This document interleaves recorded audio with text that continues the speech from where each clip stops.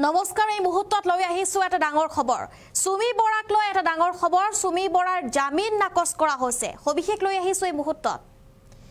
সুমি বৰাৰ জামিন নাকচ কৰা হৈছে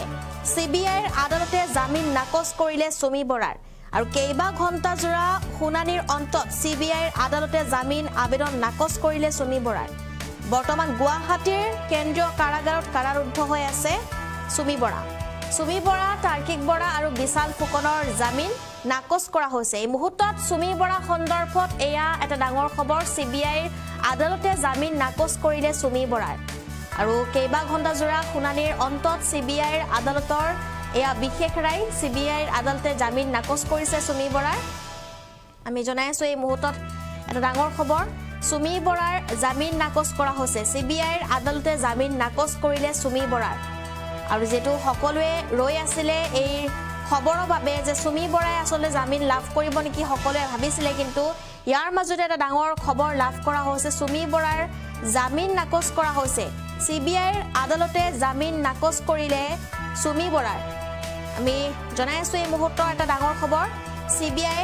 এবাৰ সুমি বৰাৰ জামিন নাকচ কৰিছে সুমি বৰাৰ লগতে বিশাল ফুকন আৰু লগতে তাৰ্কিক বৰাৰ জামিন নাকচ কৰিছে সুমি বৰাৰ বিশাল ফুকন লগতে তাৰ্কিক বৰাৰ জামিন নাকচ কৰা হৈছে সুমি বৰাক লৈ এক ডাঙৰ খবৰ জামিন বিচাৰি সিবিআইৰ আদালতত মুখ ঠেকেচা খালে এবাৰ সুমি বৰাই ৰাজ্য কপোৱা ট্ৰেডিং কেলেংকাৰীৰ অভিযুক্ত সুমি বৰাৰ জামিন নাকচ কৰা হৈছে সিবিআই বিশেষ আদালতত নাকচ কৰা হৈছে সুমিৰ জামিন